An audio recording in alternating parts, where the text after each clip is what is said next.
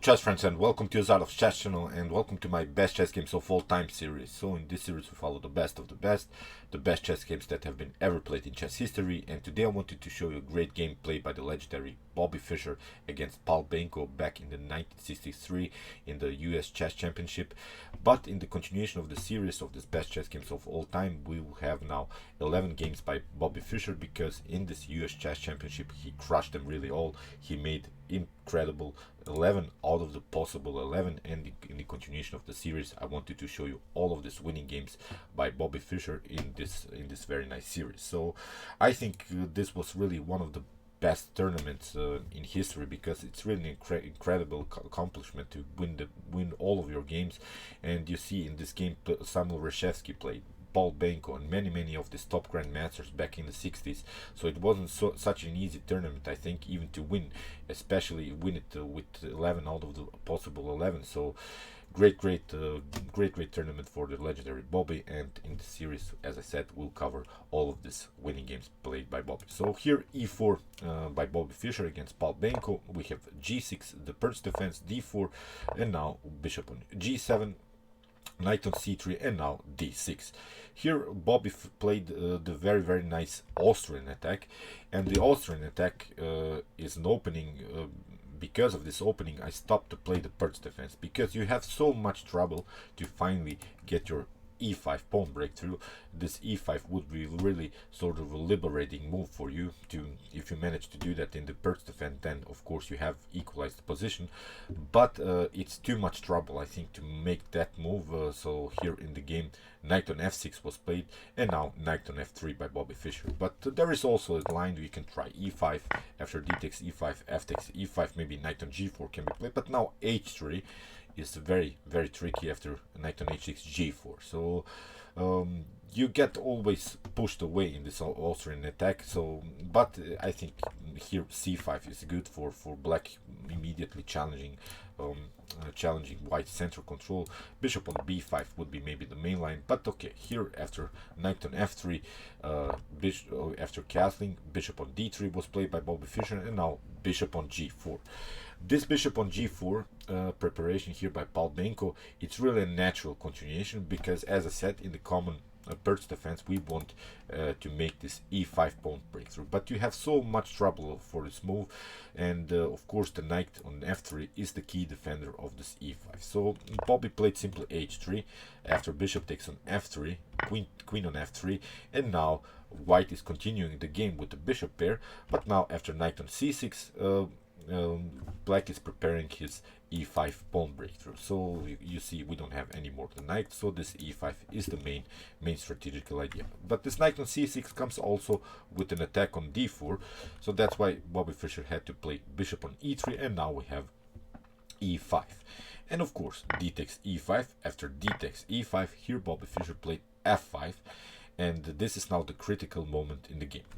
The best continuation here for black is to simply continue with knight on d4. Bishop on d4 is not so good, because here we have immediately e takes d4. You have to jump with your knight on d2, but now knight on d7 is a great positional move. I think after castling you have a very nice knight on e5, and this knight is really sort of a great octopus knight, because it's really hard to challenge the knight. You don't have any more the dark square bishop, so this centralized knight would be the best minor piece on the board. So that's why you would be forced to play here something like queen on f2. But again, I don't think that this is such a good continuation here for white.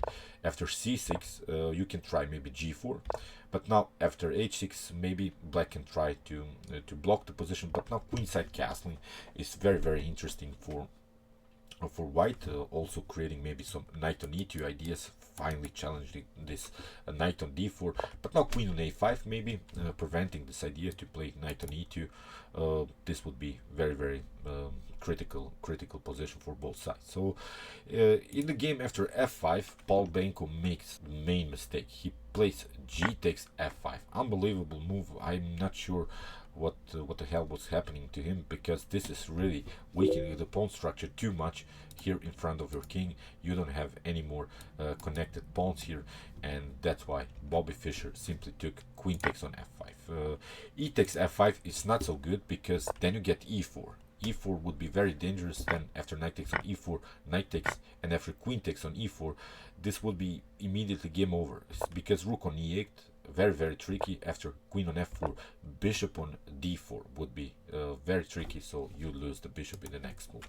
So that's why you would be forced here to take with the bishop on e4, but again rook on e8 is very dangerous. You have to go with your king somehow.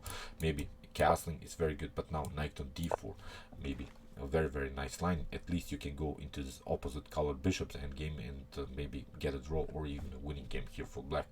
So that's why queen on f5, not to take with the pawn, not opening the e file to see how dangerous it can be if you open the e file here. After queen on f5, Pal Benko played knight on d4 finally, but it's a little bit too late, because you have this bishop on d3, which is protecting the c2 weakness.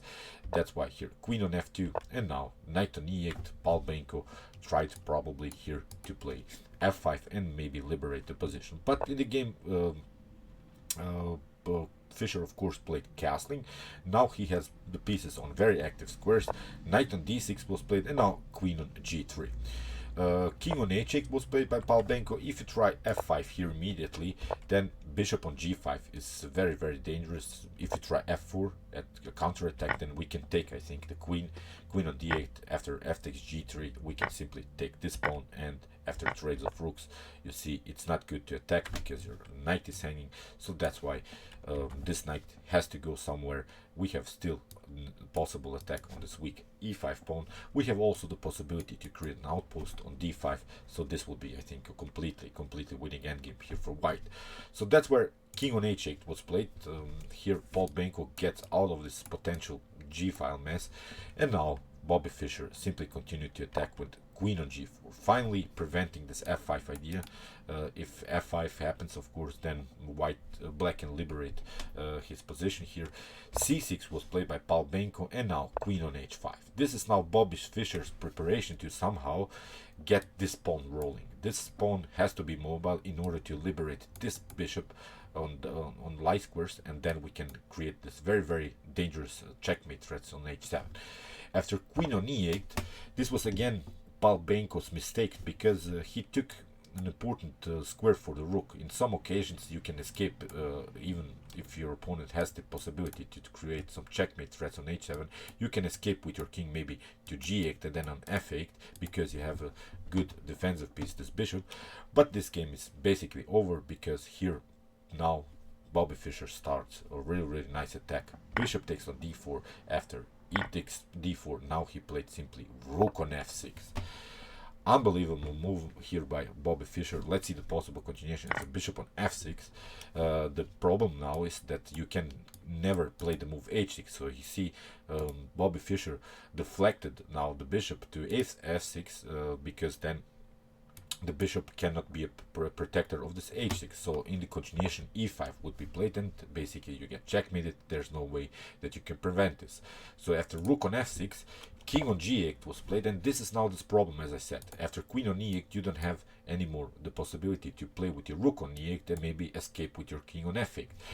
Now Bobby Fischer played, of course, e5, and here h6 was played, and in this position, knight on e2 played by Bobby Fischer. And believe me or not, Pal Benko, a great master back in the 60s, resigned this game in move 21. So incredible attack. Let's see possible continuation. If you try rook on f6, we can play simply queen on h6, and it's again forced checkmate. You can, if you try here c5 to maybe get somehow maybe an attack with c4 against this light square bishop, then we can play simply rook takes on h6. f5 can be played, but now queen takes on e8. After rook takes on e8, we can take simply this knight, and again it will be very dangerous here for black. If you take here with the knight, then the problem is we have bishop on c4. You see, very dangerous, this bishop. You have to cover with your rook, and we can again get some material. So again, this will be completely winning here for white. Okay, great game by the legendary Bobby. As I said, we'll continue this series with this very nice tournament back in 1963 where Bobby crushed them all. I hope you enjoyed this video. Meanwhile, you can watch my other commented chess games from this best chess games of all time series, and you can also watch my commented chess games played by computers with some Alpha Zero, Lila Zero, Stockfish games, and many more. See you soon with some more videos, and chess is the best, of course.